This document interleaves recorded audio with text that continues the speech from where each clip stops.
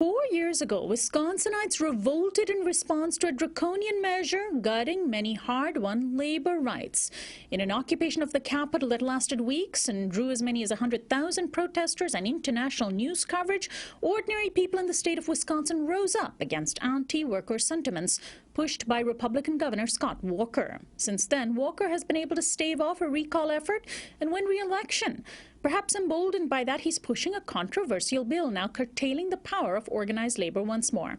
Under the euphemistic title of the right to work, Walker and his fellow Republicans are fast-tracking a bill that would make it illegal for unions to collect mandatory dues from all members of a bargaining unit, even if those members benefited from the union's power. Such laws have passed in numerous states around the country, but in some states, such as a law in Indiana that Wisconsin's law is closely modeled on, they've been struck down in court.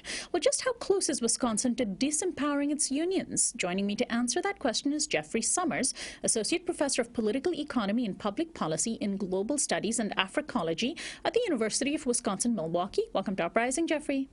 Hi. Now, what exactly does the bill in question stipulate, and could it really strip Wisconsin unions of real power?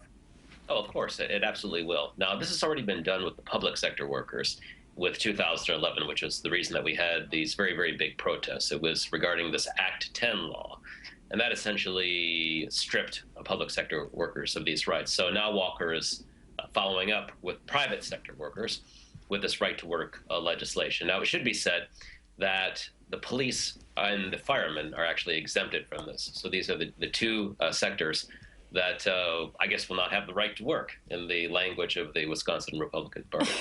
And so that's quite interesting. And of course, these are traditionally unions that the right has often called upon and allied with. How do they justify this difference between these two sort of groups of organized workers?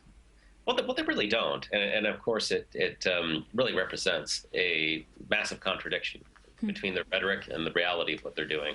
So, of course, they want to have these two sectors, the police and the firemen, loyal to them.